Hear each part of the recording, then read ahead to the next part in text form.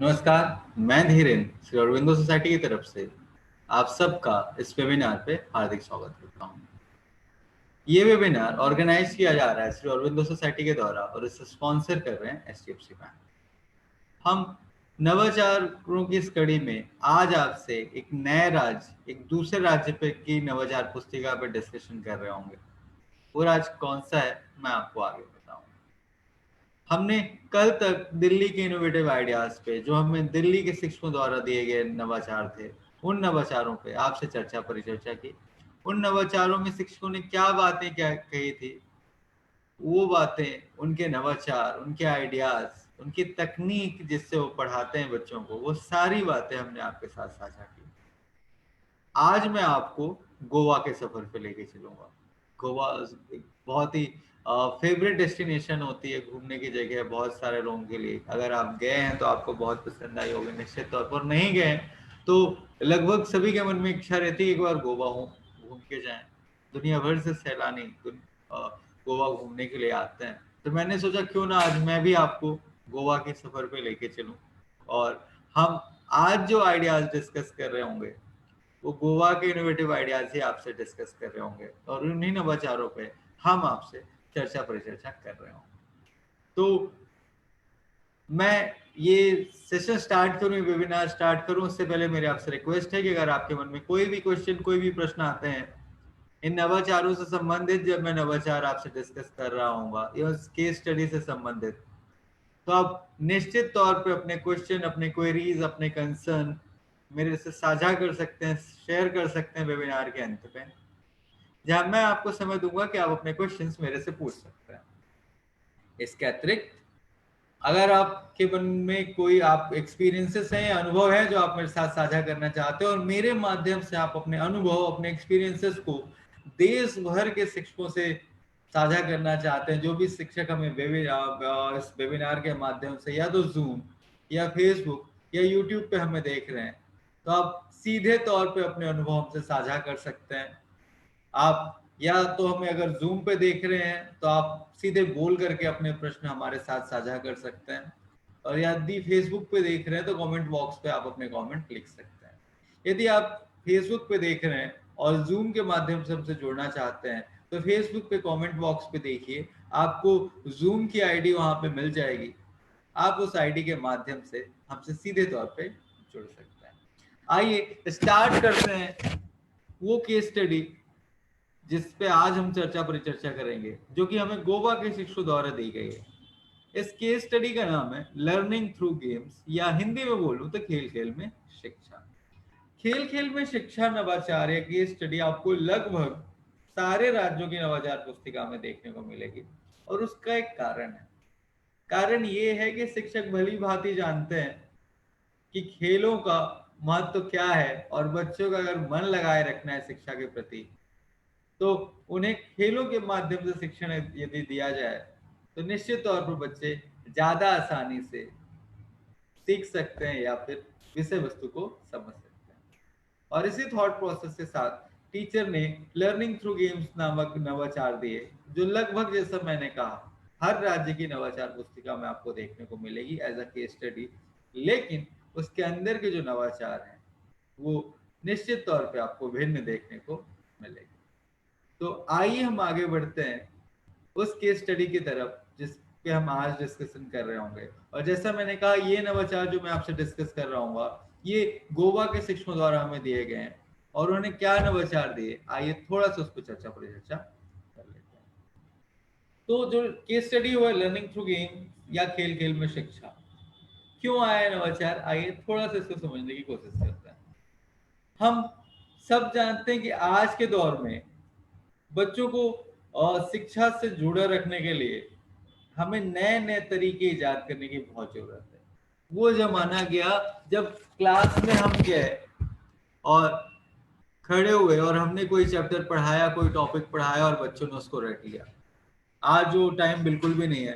Road method से छुटकारा पाने की जिम्मेदारी हम सबकी है, और सरकार भी यही कहती है, विभिन्न शिक्षाविद भी यही कहते हैं कि अगर बच्चों को शिक्षा देनी है तो उन्हें रटन पद्धति से छुटकारा दिलाना पड़ेगा। और नए तरीके इजाद करने पड़ेंगे, विभिन्न तरीके इजाद करने पड़ेंगे जिससे बच्चों का शिक्षा के प्रति जो रुझान है, जो किताबों के प्रति रुझान है, उसको बढ़ाया जा सके और बेहतर किया जा सके। इसी थॉट प्रोसेस के साथ जो केस स्टडी आई उसका नाम है खेल खेल में शिक्षा। हम सब जानते हैं कि बच्चों को खेलना बहुत पसंद होता है, और पढ़ने की अगर बात करूं तो हो सकता है कुछ बच्चों को पसंद हो, लेकिन सारे बच्चों को पढ़ना पसंद नहीं होता है। टीचर ने कहा सर मेरे क्लास में बच्चे आते थे, मैं मेहनत करके बच्चों को पढ़ाता था, लेकिन जब मैं उनसे उत्तर पूछता हूँ तो कई बार बच्चे उत्तर नहीं दे पाते, वो आंसर सही नहीं दे पाते। टीचर ने कहा सर मेरे मन में थॉट आया कि ऐसा क्यों होता है, तो मुझे रियलाइज हुआ कि क्लास में बच्चे फिजिकली तो प्रेजेंट होते हैं, शारीरिक रूप से तो प्रेजेंट होते हैं या उपस्थित होते हैं, लेकिन मानसिक रूप से वो अनुपस्थित होते हैं, कहीं और होता है। मैंने कहा मैंने सोचा ऐसा कौन सा तरीका निकाला जाए जिससे बच्चों का जो मानसिक और शारीरिक दोनों स्थिति है वो यहीं पे विद्यालय में ही रखी जा सके, और वो मानसिक और शारीरिक दोनों रूप से कक्षा पे ही उपस्थित हो। मैंने कहा सर इसीलिए मेरे उनमें थॉट आया कि दुनिया का कोई भी बच्चा हो सकता है उसे पढ़ाई में इंटरेस्ट ना हो, लेकिन शायद ही कोई ऐसा बच्चा होगा जिसे खेलने कूदने में इंटरेस्ट नहीं होगा। और इसी कारण से उन्होंने कहा कि सर मैंने एक केस स्टडी या नवाचार दिए जिसका नाम रखा खेल खेल में शिक्षा। अच्छा, मैं आप सबसे ही पूछना चाहता हूँ, अगर आपने कोई गेम फॉर एग्जांपल क्रिकेट ही खेला हो, तो क्रिकेट आपने कितने साल पहले खेला था? आप में से कई लोग हो सकते हैं कहेंगे सर 5 साल 10 साल पहले, या मैं कहूँ कबड्डी आपने कितने साल पहले खेला था? ये बहुत सारे गेम जिनमें आप इंटरेस्टेड थे या आप खेलते थे, कई साल पहले आपने खेला होगा। अगर आप कबड्डी खेलते थे और आज आपकी उम्र 50 या 55 साल है, तो हो सकता है आपने 20 25 30 साल पहले कबड्डी खेल ली हो। पर क्या मैं आपसे अगर पूछूंगी कि आपको कबड्डी के नियम आज भूल गए हैं कि कबड्डी के क्या नियम हुआ करते थे, या क्रिकेट के नियम आपको भूल गए कि क्रिकेट में क्या नियम हुआ करते थे? आज भी आपको सारे नियम बहुत अच्छे तरीके से याद हो। रोट मेथड से या रिटर्न पद्धति से छुटकारा पाने का एक बहुत अच्छा तरीका हो सकता है खेल, और इसका मैंने अभी आपको सीधे तौर पर उदाहरण दिया कि खेल के नियम हमें नहीं भूलते हैं।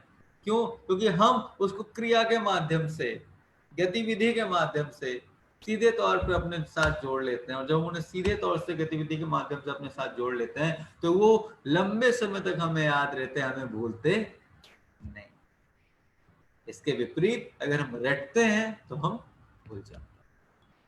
और इसीलिए अगर नए नए तरीकों का इस्तेमाल करते हुए खेल खेल के माध्यम से, क्योंकि बच्चों को खेलना पसंद है, तो अगर खेल खेल के माध्यम से बच्चों को शिक्षण देने का काम करेंगे तो यकीन मानिए आपकी जो मेहनत है वो आधी हो जाएगी, और जो रिजल्ट, जो परिणाम आएगा बच्चों को सीखने का, वो दुगना हो जाएगा।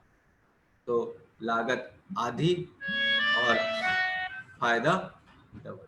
तो ये बहुत अच्छा तरीका हो सकता है बच्चों को खेल खेल के माध्यम से शिक्षा देने का।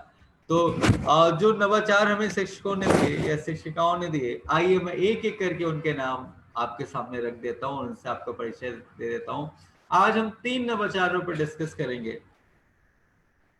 खेल खेल में शिक्षा या लर्निंग थ्रू गेम्स नवाचार के अंतर्गत या केस स्टडी के अंतर्गत।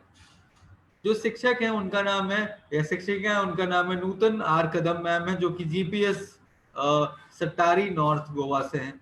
इसके अलावा स्वीटी सागर मैम है जो कि गवाली मोला तीसवाड़ी नॉर्थ गोवा से हैं। इसके अतिरिक्त सुमित्रा एस कामत मैम है जो कि धरबंडोरा साउथ गोवा से हैं। इसके अलावा कामू माली जी हैं जो कि सैंगवेम साउथ गोवा से। तो ये 4 शिक्षक हैं जिनके नवाचारों पे हम आज डिस्कस कर रहे होंगे। पहला इनोवेटिव आइडिया जो मैं आज आपके सामने डिस्कस कर रहा हूँ वो है सरल भाषा के लिए सांप सीढ़ी का खेल। सांप सीढ़ी का खेल हम सबने खेला है, आपने भी खेला है, मैंने भी खेला है। नया क्या है इसमें कि सांप सीढ़ी के खेल के माध्यम से किस तरीके से बच्चों को सरल भाषा का ज्ञान कराया जा सके, किस तरीके से भाषा का सरलीकरण हो सके और बहुत आसानी से बच्चे वोकैबुलरी, मतलब शब्दावली, शब्द, उनकी मीनिंग, उनका अर्थ इत्यादि सीख सकें। इसका बहुत अच्छा तरीका हो सकता है सांप सीढ़ी का खेल। कैसे? आइए समझने की कोशिश करते हैं। अमूमन आपने देखा होगा कि सांप सीढ़ी का जो खेल होता है उसमें 1 से लेकर 100 अंक होते हैं और 10-10 खाने या डिब्बे बने होते हैं एक लाइन में, तो 10 दाम 100। अब इसी सांप सीढ़ी को खेल को थोड़ा सा परिवर्तित किया शिक्षक ने और इसमें अपने अनुसार आप विभिन्न डिब्बे बना सकते हैं। फॉर एग्जाम्पल, उदाहरण के तौर पे आपने 30 डिब्बे बना लिए।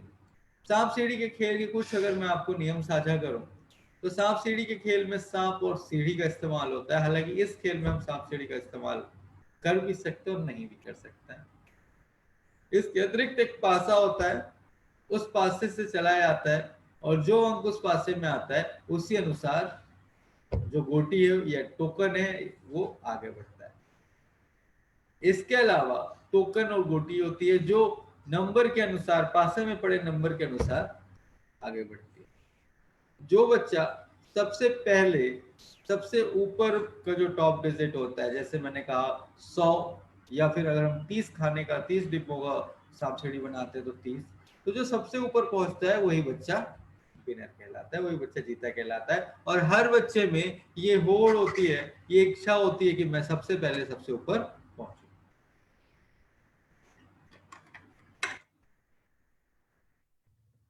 जैसे मैंने कहा, हर बच्चे में होड़ होती है कि मैं सबसे पहले सबसे ऊपर पहुंचूं। और ये सिंपल से नियम है जो सांप सीढ़ी के खेल में होते हैं। और जो भावना होती है कि मैं सबसे पहले सबसे ऊपर पहुंचूं, मैं ही जीतूं, ये भावना इस खेल को और रोचक बनाती है। और हर बच्चा प्रयास करता है, प्रयत्न करता है कि वो सही जवाब दे और जीते। और जैसे मैंने कहा, इसमें आप सांप और सीढ़ी दोनों चीजें रख सकते हैं। बच्चा सही जवाब देता है तो आगे बढ़ता है, गलत जवाब देता है तो उसी स्थिति में रहता है। अगर सांप आया, बच्चे ने सही जवाब दिया तो सांप के मुंह पे रहेगा, उसका पासा वहां पे रहेगा या गोटी वहां पे रहेगी। अगर गलत जवाब दिया तो सांप की पूंछ पे आ जाएगा। सीढ़ियों के लिए भी यही नियम अप्लाई होता है, यही रूल फॉलो होता है। अगर सीढ़ियों पे बच्चे का पासा आया, अगर उसने सही जवाब दिया तो सीढ़ियां चढ़ेगा, अन्यथा जहां पे है यथास्थिति उसके पास उसकी गोटी वहीं पे रहेगी। उदाहरण के तौर पे आइए समझने की कोशिश करते हैं। इसमें आप दो तरीके से करा सकते हैं। या तो इसे कार्डबोर्ड बनाया जा सकता है और उस कार्डबोर्ड में जैसे सांप सीढ़ी आपने देखी होगी उस पे खिलाया जा सकता है, या फिर बच्चे जमीन पे भी इसको ब्लॉक बना करके, अलग अलग डिब्बे बना करके उसमें या तो नंबर अल्फाबेट लिख दिए जाते हैं या फिर उस पे फोटो चिपकाए जा सकते हैं। आइए समझते हैं इसका क्रियान्वयन कैसे होता है। टीचर ने क्या किया, उन्होंने बच्चों की मदद से ही बॉक्स बनाया, कार्डबोर्ड बनाया, एक कार्डबोर्ड लिया, उस कार्डबोर्ड में स्क्वायर बॉक्स बनाए और उन्हें विभिन्न स्थानों में विभाजित कर दिया। इसके बाद किसी में अल्फाबेट लिख दिया जाता है या फिर और रोचक और बेहतर दिखाने के लिए सांप सीढ़ी को कुछ खानों में अल्फाबेट होते हैं, कुछ खानों में बच्चे स्वयं से बना करके कोई आकृति, जैसे एप्पल के सेब हो गया, आम हो गया, शिप हो गया, ऐसे कई आकृतियां बना सकते हैं। या फिर पुरानी किताबों से जो फट चुके हैं उनमें से काट करके और ऐसे चित्रों को खानों में चिपका दिया जाता है। अब ये प्राइमरी लेवल पे आसानी से इम्प्लीमेंट किया जा सकता है। इसमें 2 से लेकर के 8 बच्चे खेल सकते हैं। बच्चों ने पास गेम चालू किया तो गोटी जो खुलती है वो या तो पासे पे 1 अथवा 6 आने से खुलती है, स्टार्ट होती है। बच्चे ने पासा फेंका, 6 आया, बच्चे ने चांस चली, स्टार्ट हुआ उसका गेम। अगर बच्चा मान लीजिए 26 पे है, अब 30 पे उसने उस डाइस फेंका, 4 आया, 30 पे पहुंचा। अब 30 पे मान लीजिए कोई अल्फाबेट है एम। अगर बच्चा एम आया उसके में तो उसे बताना पड़ेगा कि एम फॉर क्या होता है। फॉर एग्जाम्पल, बच्चे ने कहा एम फॉर मैंगो। अब बच्चे को मैंगो का मतलब बताना पड़ेगा कि मैंगो को हिंदी में क्या बोलते हैं, आम, और मैंगो की स्पेलिंग क्या है, MANGO। अगर बच्चे ने सही बताया तो उसको चांस चलने को मिलती है, अदरवाइज वो जिस स्थिति पे वहीं पे ही रहता है। सिमिलरली किसी चित्र पे आया, फॉर एग्जाम्पल एक चित्र है एप्पल का या सेब का, तो बच्चे को बताना पड़ेगा कि दिस इज सेब या दिस इज एप्पल। और एप्पल की स्पेलिंग होती है APPLE, और ये एक फ्रूट। इस तरीके से बच्चे खेलते हुए आगे बढ़ते हैं। जिस बच्चे के सबसे सही जवाब आएंगे वो पास से सबसे अच्छे तरीके से पढ़ेंगे, वो बच्चा सबसे ऊपर पढ़ेगा पहुंचेगा। और जो बच्चा सबसे पहले सबसे ऊपर पहुंचा उसे तालियों के माध्यम से प्रोत्साहित किया जाता है, उसे विनर घोषित किया जाता है। तो एक आसान खेल से आप, कई बार हम समस्या का सामना करते हैं कि बच्चे शब्द नहीं पहचान पाते हैं, या स्पेलिंग नहीं बता पाते हैं, उनकी मीनिंग नहीं बता पाते हैं, या पहचान नहीं पाते हैं चित्रों से शब्दों को या शब्दों से चित्रों को। तो बड़ी आसानी से हम इस तरीके से अल्फाबेट के माध्यम से, सांप सीढ़ी के खेल के माध्यम से भाषा को सरल से सरल तरीके से बच्चों को समझा सकते हैं, बच्चों की वोकैबुलरी बढ़ा सकते हैं, बच्चों का ज्ञान बेहतर और बेहतर कर सकते हैं। तो ये था सांप सीढ़ी का खेल, जिसमें खेल खेल के माध्यम से बच्चे बड़ी आसानी से वोकैबुलरी मतलब शब्दावली, नया शब्द या फिर उसका रिवीजन, फलों को पहचानना, चित्रों आदि के माध्यम से शब्दों को पहचानना, या चित्रों आदि के माध्यम से किसी वस्तु को पहचानना बड़ी आसानी से खेल खेल के माध्यम से सीख लेते हैं। आइए बढ़ते हैं दूसरे इनोवेटिव आइडिया की तरफ, जिसका नाम है फिशिंग एक्टिविटी। फिशिंग एक्टिविटी मतलब मछली पकड़ने की गतिविधि या क्रिया। गोवा का इनोवेटिव आइडिया है, और हम सब जानते हैं कि गोवा समुद्री तट पर है, और क्योंकि समुद्री तट पे बसा हुआ है तो वहां की जो आपको गतिविधियां मिलेंगी, जो नवाचार मिलेंगी, वो भी काफी हद तक उसी से ही प्रेरित होंगी। और गोवा में मछली पालन एक बहुत आम आम प्रक्रिया है। लोगों के भोजन में भी ऐसे स्थल, ऐसी जगह जो समुद्री तट पे होते हैं, वहां पे अक्सर आपको देखने को मिलेगा कि उनके खान पान में मछली विशेष रूप से शामिल होती है। चाहे वो उड़ीसा हो, चाहे वो पश्चिम बंगाल हो, चाहे वो विशाखापट्टनम हो, और चाहे वो गोवा। तो क्योंकि मछली एक सबसे सरल भोजन होता है जो आसानी से उपलब्ध होता है उस एरिया के लोगों के लिए, तो टीचर ने इस फिशिंग एक्टिविटी का इस्तेमाल किया, क्योंकि वहां पे बहुत सारे बच्चे ऐसे होते हैं जिनके अभिभावक मछली पालन के या मछली पकड़ने के या मछली को बेचने के पेशे में होते हैं। तो इस एक्टिविटी को बहुत आसानी से रोचक बनाया जा सकता है। बच्चे देखते हैं उनके माता पिता को इस पेशे से जुड़ा हुआ, तो उनके मन में भी एक भाव होता है कि हम भी मछली पकड़ो। टीचर ने इसी एक्टिविटी को इस्तेमाल करते हुए फिशिंग एक्टिविटी के नामक एक नवाचार दिया, जिसमें उन्होंने किया क्या, आइए थोड़ा सा इसको समझने की कोशिश करते हैं। शिक्षक एक टोकरी लेते हैं, उस टोकरी को एक तालाब के रूप में दर्शाया जाता है, और उस पर एक स्टिकर चिपका दिया जाता है कि एक तालाब है या पोंड है। अब बच्चों से एक चिट बनवाई जाती है जो मछली के आकार की होती है, शिक्षक की देख रेख पे या शिक्षक की मदद से। अब मछली आकार की विभिन्न विभिन्न मछली के आकार की, ऑक्टोपस हो गया, झींगा हो गया, मछली हो गई अलग अलग टाइप की, रोहू एक्सेट्रा, बच्चों से सेब बनवाए जाते हैं, और उन चिटों पे कुछ प्रश्न बच्चों से लिखवाए जाते हैं, या शिक्षक उन पे कुछ प्रश्न लिख सकते हैं, या फिर बच्चों को बोला जाता है कि आप स्वयं भी पढ़ के आइए इस टॉपिक को और उस पे आप प्रश्न लिखिए। तो टीचर ने पहले तो कोई टॉपिक पढ़ाया, इसका इस्तेमाल रिवीजन या रिकैप्सुलेशन के लिए बड़ी आसानी से किया जा सकता है, इस पाठ की पुनरावृत्ति के लिए। बच्चे ने सर ने कोई टॉपिक पढ़ाया, कोई चैप्टर पढ़ाया, अब बच्चों को बोला कि आप पढ़ के आइएगा। 2 से 3 दिन का बच्चों को समय दिया गया कि बच्चे पढ़े, और उन्हें एक दिन का समय दिया गया कि बच्चे चिट बना करके लाए। बच्चे सेम ही चिट ना बना दें, सेम ही एक जैसे ही प्रश्न ना लिख दें, इसलिए शिक्षक बच्चों को चाहे तो विभिन्न विभिन्न टॉपिक दे सकते हैं, लेकिन बच्चों को बोला जाता है कि पढ़ना आपको सारा सब कुछ है, ये प्रश्नों के उत्तर भी आपको देने पड़ेंगे, पर प्रश्न आपको इसी अंश से, इसी टॉपिक से बनाना है। इसके अलावा गोवा, जैसे मैंने कहा, मछली पालन एक प्रमुख उद्योग है, तो मछली पकड़ने वाली जो डंडी होती है, जो स्टिक होती है, बड़ी आसानी से उपलब्ध होती है मार्केट में, या फिर बच्चों के घरों में या समुदाय में। इसके अलावा बच्चे चाहे तो स्वयं एक लकड़ी के माध्यम से उस स्टिक को बना सकते हैं जिससे मछली पकड़ी जाती है। इसके अलावा एक धागे की आवश्यकता पड़ती है। धागे के अंत पे चुंबक लगा दिया जाता है, और जो मछली होती है जो मछली बनाई जाती है बच्चों के द्वारा, मछली की आकृति बनाई जाती है कागज के माध्यम से, उस पे स्टेपलर पिन के माध्यम से पिन लगा दी जाती है सारी बच्चों। अब बच्चों को जो काम दिया जाता है, जो खेल दिया जाता है जिसमें बच्चे इस पाठ की पुनरावृत्ति कर सके, वो बहुत रोचक है। जैसे मैंने कहा, एक टोकरी होती है जिसपे तालाब या पौंड लिख दिया जाता है या सी लिख सकता है। बच्चे दूरी से उस पे जो फिशिंग स्टिक है वो फेंकता है, फिशिंग रॉड फेंकता है, और क्योंकि मैग्नेट लगा होता है, चुंबक लगा होता है इसके छोर पे और धागे के, और जो मछलियां होती है उसमें स्टेपलर पिन होती है, तो ये जो चुंबक है ये किसी पे चिपकता है। अब अगर एक पे चिपका तो जिस पे चिपका है बच्चा उसे निकालता है और जो लिखा हुआ है वो प्रश्न का उत्तर देता है। अगर बच्चे ने सही उत्तर दिया तो उसे 1 अंक मिलते हैं और वो बोर्ड पे लिख दिया जाता है।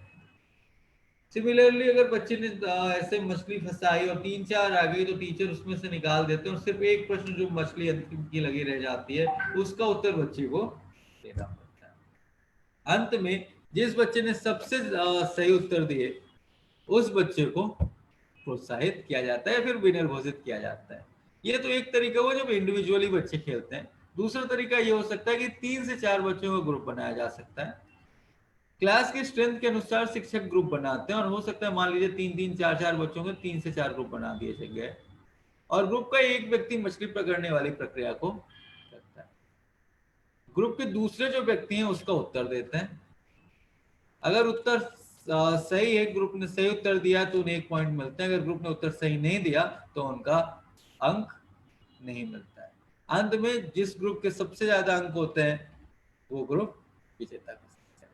तो बहुत आसान सा, बहुत रोचक सा तरीका जो आप यहाँ भी, आप किसी भी राज्य में हो, किसी भी जिले के स्कूल में हो, आप बड़ी आसानी से इसको इम्प्लीमेंट कर सकते हैं। और यकीन मानिए बच्चों को ऐसा करते हुए एक अलग ही उत्साह आएगा और बच्चे कोशिश करेंगे कि ज्यादा से ज्यादा पढ़ के आए, ज्यादा से ज्यादा प्रश्नों के उत्तर दें क्योंकि वो विजेता घोषित हो सके। और जो मछली पकड़ने की प्रक्रिया है अपने आप में ही बहुत रोचक है।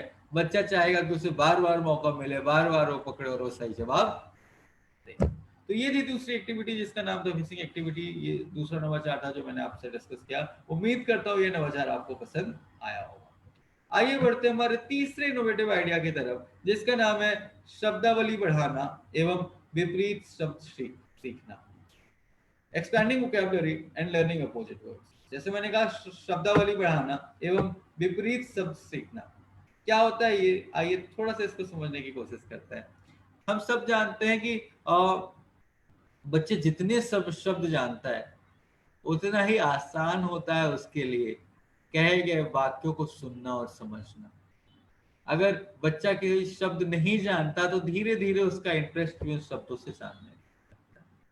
वो शिक्षक जो बोल रहे हैं अगर उससे संबंधित शब्द बच्चों को नहीं आते, फॉर एग्जाम्पल अगर मैं कन्नड़ में यहाँ पे आपको के साथ सेशन कर रहा हूँ और आप हिंदी स्पीकिंग हैं तो आप निश्चित तौर पे मुझे समझ नहीं पाएंगे या इस सेशन में ज्यादा लंबे समय तक नहीं टिकेंगे।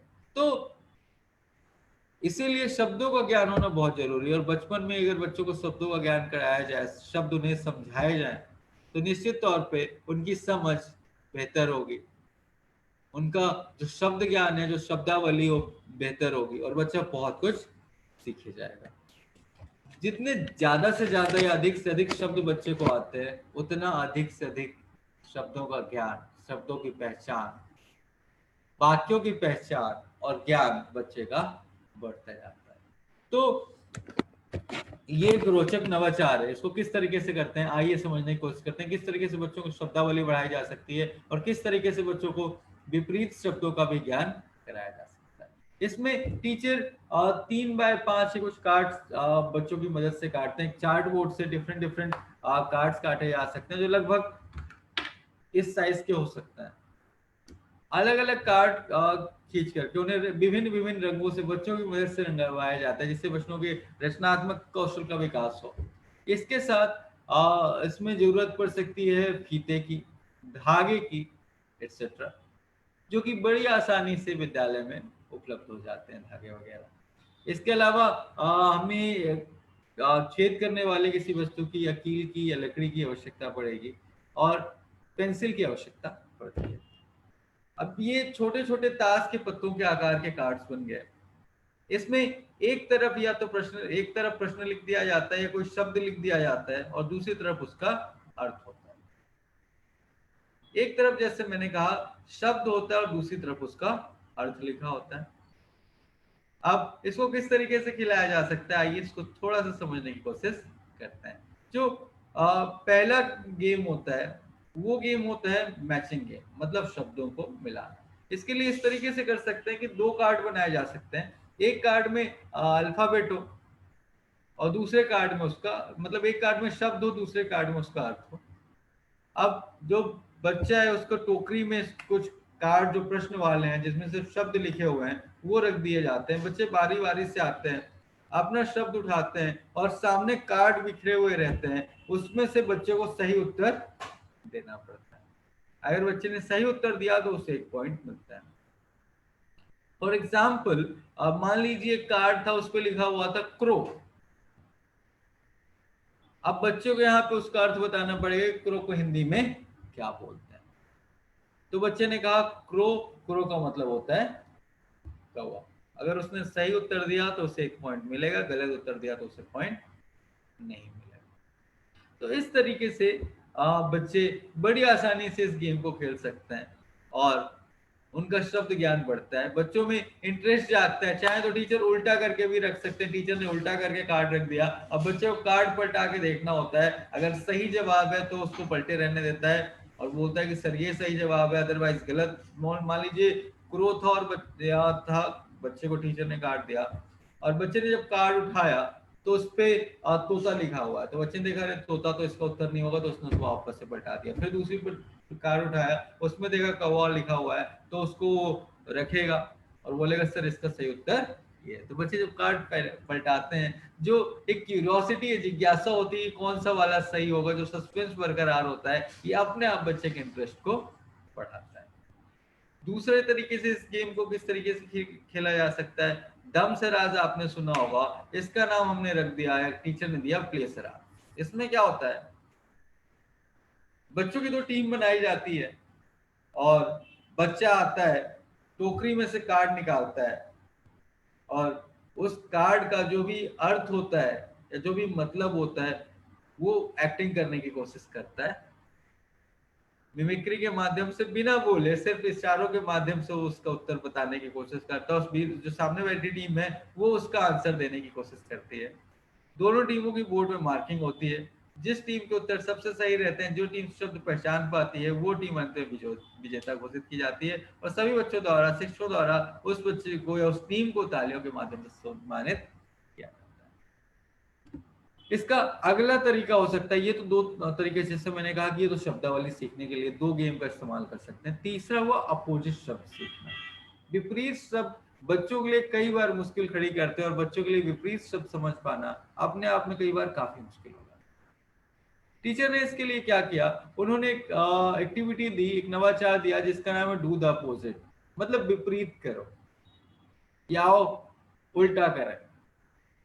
आओ उल्टा करें के अंतर्गत या डू द अपोजिट के अंतर्गत बच्चे क्या करते हैं, टीचर बच्चों को एक गोले पे खड़ा कर देते हैं, टीचर कुछ कमांड देते हैं, जो कमांड टीचर ने दी बच्चे को उसके विपरीत करना पड़ेगा। जैसे टीचर ने कहा अपना बायां हाथ उठाओ तो बच्चा अपने दायां हाथ उठाएगा, टीचर ने कहा दाएं मुड़िए तो बच्चे बाएं मुड़ेंगे, टीचर ने कहा खड़े हो जाओ तो बच्चे बैठ जाएंगे, टीचर ने कहा जंप करो तो बच्चे शांत खड़े रहेंगे, टीचर ने कहा खड़े हो जाओ तो बच्चे जंप करेंगे।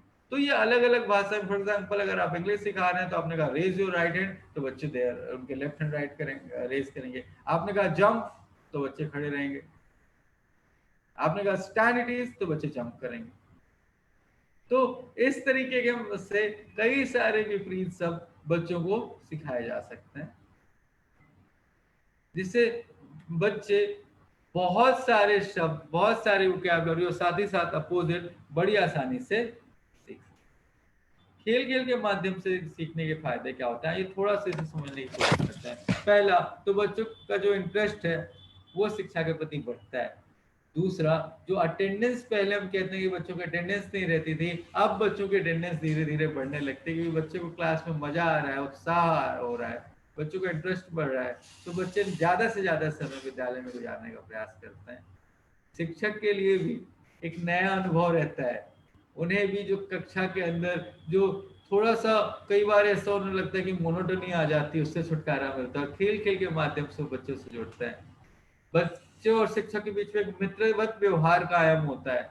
दोनों के बीच में एक बेहतर सामंजस्य, बेहतर तालमेल स्थापित होता है और बड़ी आसानी से बच्चे सीख जाते हैं। और टीचर ने कहा सर दोनों का ही काम हो रहा था। बच्चे सोच रहे थे वो खेल रहे हैं, मैं सोचता हूँ मैं पढ़ा रहा हूँ। वो खेल खेल में पढ़ लेते हैं और मैं खेल खेल में उन्हें पढ़ा देता हूँ। तो ये थे नवाचार, 3 नवाचार जो कि खेल खेल में शिक्षा या लर्निंग थ्रू गेम्स नवाचार के अंतर्गत मुझे आपसे डिस्कस करने थे। उम्मीद करता हूँ ये नवाचार आपको पसंद आए होंगे। अगर आपके मन में कोई भी क्वेश्चन है इन नवाचारों से संबंधित तो आप निश्चित तौर पर मुझसे पूछ सकते हैं, या फिर इस ZIII प्रोग्राम से संबंधित किस तरीके से आप अपने नवाचार हम तक भेजें, किस तरीके से आप अपने अनुभव हमारे, किस तरीके से आप नेशनल लेवल पर अवार्ड किए जा सकते हैं, या फिर नियम या शर्तें क्या है इस प्रोग्राम की, इत्यादि जो भी आप प्रश्न है आप मुझसे सीधे तौर पर इस वेबिनार पे पूछ सकते हैं। या फिर कोई अनुभव है आपके जो आप हमारे साथ साझा करना चाहते हैं और आप चाहते हैं कि हमारे माध्यम से देश भर के शिक्षक इसको सुने और लाभान्वित हो, तो निश्चित तौर पे आप अपने अनुभव भी मेरे साथ साझा कर सकते हैं और मेरे माध्यम से देश भर के सभी शिक्षकों से आप अपने अनुभव साझा कर सकते हैं। अगर आपके कोई अनुभव है तो निश्चित तौर पर साझा करें, मैं आपको सुनता हूँ। Hello, sir. Hello, sir. Good morning. Good morning. Good morning, sir. Hello, sir. Hello, yeah, I'm listening to you, ma'am. Who's this?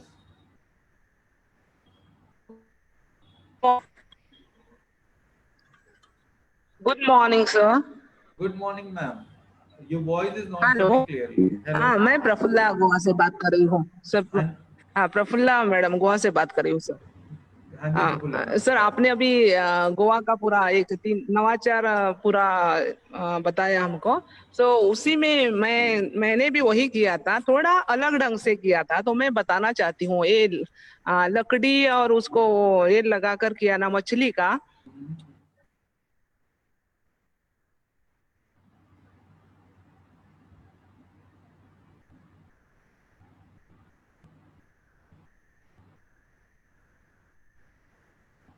Hello hello. Sir, सुनाई दे रही ना? हाँ मैम, बीच में नेटवर्क चला गया था, बोलिए। तो वही सर, लेकिन थोड़ा अलग ढंग से किया था। सो वो मछली जो है ना, उसपे क्या किया था, कुछ फूल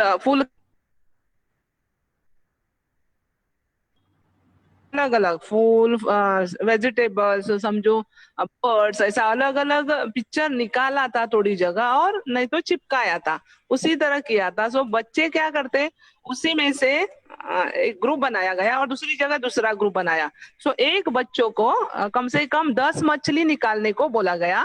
सो वो निकाल कर बाद में क्या करता है, उसी पे कौन सा पिक्चर है वो पिक्चर रीडिंग करता है और उसका नाम बोर्ड पे लिखता है। अगर उसमें वो भी मराठी में और इंग्लिश में दोनों माध्यम से वो लिखता है। अगर उसको बताने को नहीं आया तो ऑपोजिट ग्रुप जो है, दूसरा ग्रुप है, वो ग्रुप में से एकला जाकर वो लिखता है, और जो दूसरा लिखता है उसे प्लस बोले तो 1 मार्क ज्यादा मिलता है। सो इसी तरह उसमें फल फूल और सब्जियां कुछ सब इसी तरह का पूरा पिक्चर बच्चों ने ही बनाया था उनकी मदद से। और उसमें वो बच्चे बहुत शामिल हुए, उनको बहुत मजा आई, और ज्यादा से ज्यादा नाम हमने सिखाने से पहले ही उनको समझ में आया। कुछ थोड़ी बोला तो स्पेलिंग्स कुछ इधर उधर किया तो अपना आप ही जल्दी से जल्दी पिकअप कर दिया बाद में बच्चों ने। सो ये मेरी आइडिया थी उसी में, वो मछली का इसमें। Great great. तो आप इस आइडिया को भी बिल्कुल भेज सकते हैं प्रफुल्ला मैम, क्योंकि इसमें जो आइडिया हमें गोवा से मिला उससे आपका थोड़ा सा ये काफ़ी हद तक अलग है कि इसमें आपने 10 वर्ड्स बच्चों से लिखवाए और फिर बच्चों को बोर्ड पे लिखने के लिए बोला। तो बिल्कुल ये आइडिया आप हमें भेज सकती हैं और मैं तो बहुत उज्ज्वला खुश मैम हूँ। का नंबर, हाँ सर, वो उज्जवल उज्ज्वला मैम का उज्जवल नंबर का नाम अभी सर अभी गया मेरे आपको को। हेलो, उज्जवल का नाम नंबर मैम, उज्जवल का नंबर आपको कमेंट सेक्शन पे अभी जूम पे अपडेट में हो जाएगा। तो आप हाँ सर, गूगल से कल contact- मेरे को वो गया शायद, मुझे नहीं, मैं बाद में देखा तो नहीं आया। सो मेरे प्लीज मेरे व्हाट्सएप इस पे थोड़ा मेरे को लिंक नहीं तो कुछ नंबर भेजिएगा। हाँ जी, हाँ जी, हाँ जी, वैसे कल भी आ गया था आपको जूम पे, और अभी अगले 1 मिनट के अंदर अंदर आपको जूम पे उसका नंबर मिल जाएगा। हाँ चैट सर, हाँ बॉक्स पे सर, आप मैं देखेंगे तो आपको मैं हमारी टीम को आपको नंबर भेज दे रही है मैम, आप कांटेक्ट कर सकते हैं। आप चेक करें, उज्जवल का नंबर आ हेलो। गया है। चेक करें प्रफुल्ला नाइन मैम, नाइन, उज्जवल का नंबर आ गया है। हाँ सर, लिख रही हूँ, चैट बॉक्स दे रहे हैं।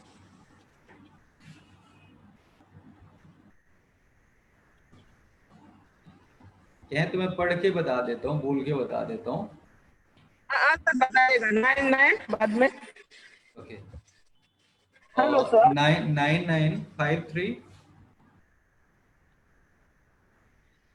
53 600 600 986 98। 6 hello sir. 986 98। 6 okay 6। Sir, okay. अच्छा सर, अच्छा, अच्छे, okay, thank you so much sir, thank you so much. You're welcome, Prafulla ma'am, and keep doing the good work that you are doing at your school. Thank you so much. इसके अलावा किसी के कोई question हो या experiences हो आप साझा करना चाहते हैं तो निश्चित तौर पर आप मुझसे साझा कर सकते हैं। मुझे इतनी देर तक इस वेबिनार में सुनने के लिए आपको बहुत बहुत धन्यवाद। उम्मीद करता हूँ कि ये नवाचार आपको पसंद आए होंगे, और जैसे मैं हमेशा कहता हूँ कि मुझे पूरी उम्मीद है कि जब आप अपने विद्यालय में जाएंगे तो इन नवाचारों में से जो नवाचार हम आपसे डिस्कस कर रहे हैं उनमें से कम एक नवाचार तो अवश्य अपने स्कूल में, अपने विद्यालय में, अपने विद्यार्थियों के बीच क्रियान्वित कर रहे होंगे। और मुझे पूरी उम्मीद है कि इसके इसके निश्चित तौर पर आपको पॉजिटिव परिणाम ही प्राप्त होंगे। इसी उम्मीद के साथ मैं धीरेन आज आपसे विदा लेता हूँ। सोमवार को आपसे फिर मुलाकात होगी किसी नए इनोवेटिव आइडियाज, किसी नए केस स्टडी के साथ। तब तक के लिए अपना ख्याल रखिएगा।